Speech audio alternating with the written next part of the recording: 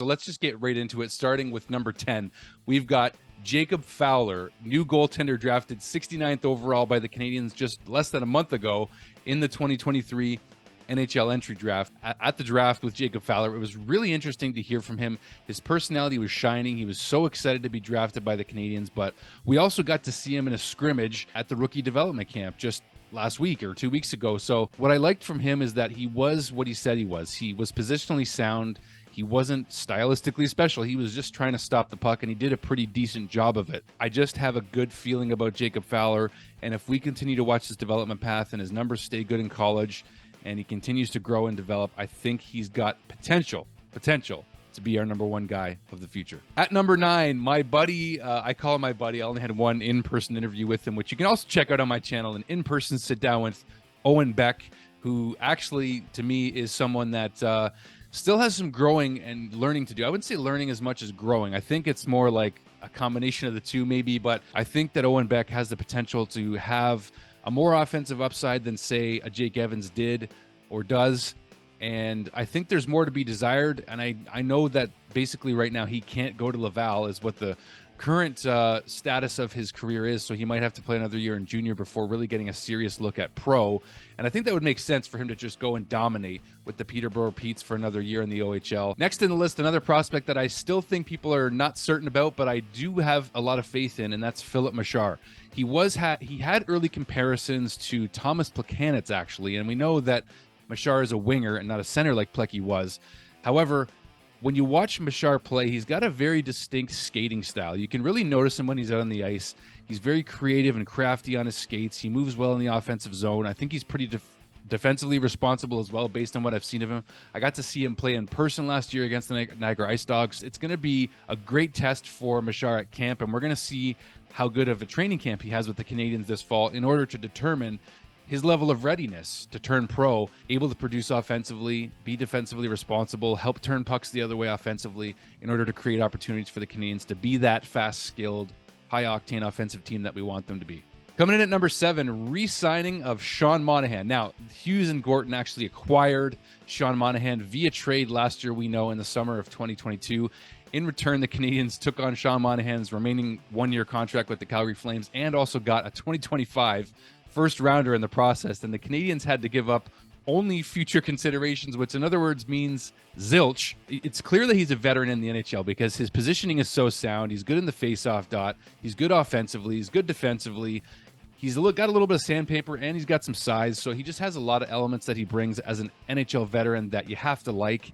And for that cap hit of $1.98 million now, it's certainly going to show its value if he can stay healthy this season. Number 6, we've got Mike Matheson. Now, this was a good deal because he came in for Jeff Petrie, as we know, and Ryan Poehling went the other way, along with Jeff Petrie, to the Pittsburgh Penguins at the time. But Mike Matheson now is basically the best defenseman on the Montreal Canadiens. Not basically, he is. What he brings to the table is leadership. I would not be surprised to see him get an A on his sweater this year with the departure of Joel Edmondson. This is another opportunity with another veteran guy like Joel Edmondson going out the door for Mike Matheson to carve out a good season for himself, because he didn't play the entire season last year, as we know. He was injured for a good chunk of the first half of the season. So now is an opportunity for him to lead the Canadiens' defensive end and do it with excellence and with offensive ability, of course, but also to help quarterback that power play before Lane Hutson gets here. Number 5, conveniently, is David Reinbacher. So we've got Reinbacher at number 5. As we know, we picked him 5th overall, much to a lot of our surprise in this year's draft. But as we really look closely at what David Reinbacher could become for the Montreal Canadiens, he could be a number 1 D on the right side. At worst case, a second pairing D. And I think, honestly, the ceiling for him is definitely a first pairing D. I think he's going to be better than a lot of us thought he was. And he's got offensive upside that some of us, if we didn't do research, which I was guilty of a little bit, because I didn't want a defenseman in this draft, there's a lot more elements to Reinbacher's game as you look into it. And as he continues to develop in Switzerland, guys, not Sweden, as I was very, very corrected in my previous videos about Reinbacher. But I honestly think that Reinbacher could very well climb this top 10 list of acquisitions and trades, draft picks made by the Hughes and Gorton era, and I can't wait to see his potential. Let's just let it happen. It's also cool to know that Reinbacher and Lane Hutson could be coming in about the same time next season, and actually turning pro together. All right, number 4. Now, if you have noticed from last year, this player has actually dropped down a couple of spots, but that's good news. That's a good problem to have. And this player at number 4 is first overall pick from last year's draft, JURAJ SLAFKOVSKY, who I was equally surprised and shocked about when we drafted him, but now I'm not. And actually, there's some, interesting stuff about SLAFKOVSKY's development happening over this summer. Even on Tony Marinaro's podcast, reported that he's 20% better already, just based on the things that he's working on with those glasses on and the practices that he's doing. And I think this is a big season for Slav, just in terms of turning the page on his development. He's only going to be 19 years old still for the majority of this season. Most likely he starts the season with the Canadiens because they want to see him develop at the NHL level. They feel like he's going to learn the most at the NHL level. He said that himself on the Chris Knuckles Nyland podcast. With more roster spots opening up, it's more possibility that Slav's going to have an opportunity to develop on the second or third line with the Canadiens. So I think he'll be in a top 9 role most likely with the Habs to start the season, but I'm really looking forward to see how good he's going to look at this training camp this fall. I expect good things from Slav, and I just can't wait to see him move back up this list in the top 10. Number 3, we've got Alex NEWHOOK, who was acquired for a first and second round pick, and Gianni Fairbrother, a defensive prospect for the Canadiens, the day before the draft here in 2023. And you know what? This guy has a lot of potential to help the power play this season, and that's why I think Alex NEWHOOK and Sean Monahan staying healthy could be 2 of the players that actually help the Canadiens stay in the playoff hunt this season and keep it entertaining for us as fans. He's got a quick release shot. He's got a lot of speed. He's got a lot of skill, and he's going to get a lot of opportunity to play up to 15-plus minutes this year with the Canadiens, as Marty St. Louis has said himself. At number 2, I got to say number 1 and 2 were a toss-up. And you know what? I don't want to overhype players too much. I'm trying to get better at not doing that all the time.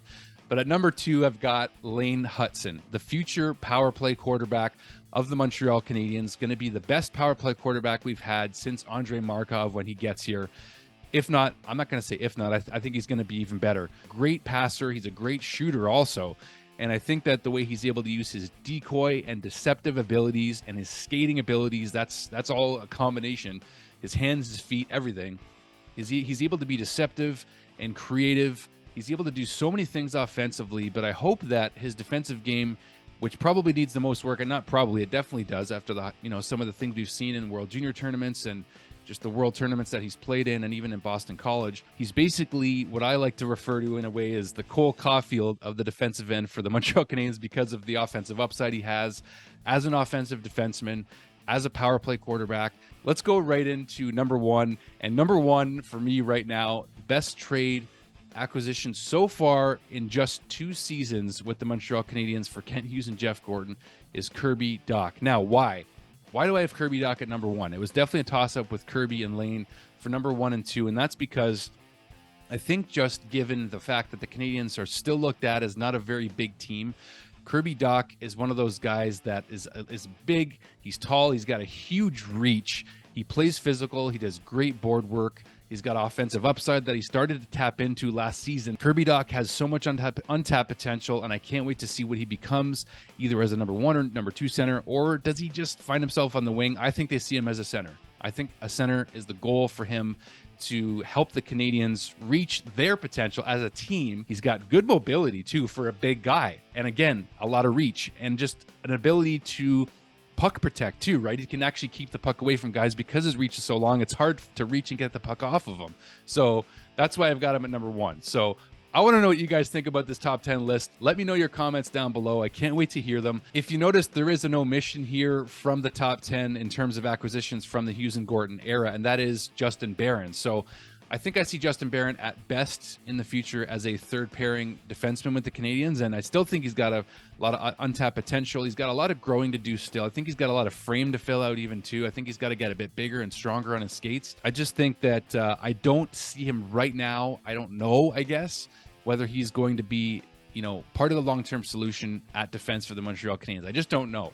So that's why he didn't quite crack the top 10, whereas everybody in this list I do see as part of the future, even short-term future, with guys like Sean Monahan and Mike Matheson, who aren't going to be here long-term and part of the eventual, 5 to 10 year plan for the Canadiens. But I do see those guys as being important right now, and they are part of the top 10 acquisitions for this era. So that's why I made this decision and held Barron out of there. But you guys let me know what you think. I want to know what your top 10 are. If you want to do a top 10, you can, or tell me what you think of this top 10. How far off my rocker am I? How close am I to being accurate in terms of who you feel the best top 10 acquisitions are in the Hughes and Gorton era so far? Hit like and subscribe if you're liking the channel, of course. Thank you all for watching, and we'll see you guys real soon.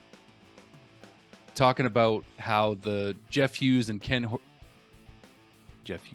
Gorton